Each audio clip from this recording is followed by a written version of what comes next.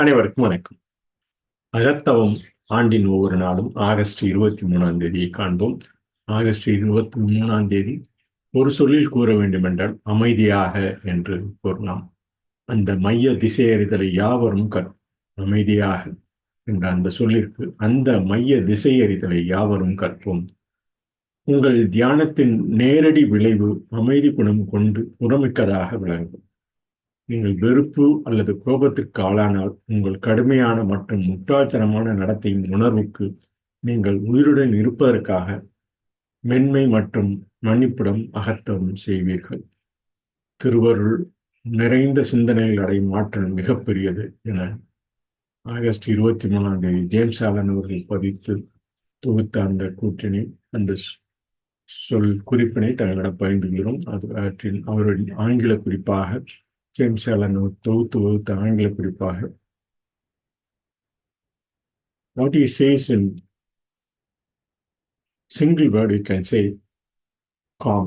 Clearly analyze, like, and meditate. You can say calm and aggressive word calm. Clearly analyze, like, and meditate. August 23rd, what he says in single word as far as in simple manner. The direct outcome of your meditations should be a calm spiritual strength.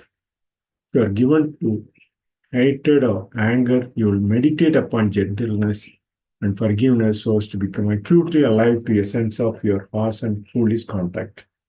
So great is the overcoming power of holy thought.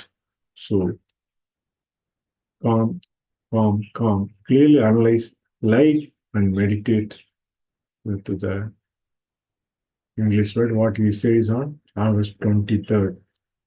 தமிழில் அமைதியாக என்ற அந்த ஒரு சொல்லில் கூறலாம். அந்த மைய திசையறிதலை யாவரும் கற்போம் என ஆகஸ்ட் 23 ஜேம்ஸ் ஆலன் தொகுத்து வகுத்த அந்த குறிப்பினை புக் ஆஃப் மெடிடேஷன் என்ற ஆங்கில நூலை தங்களிடம் பகிர்ந்து கொள்கிறோம்.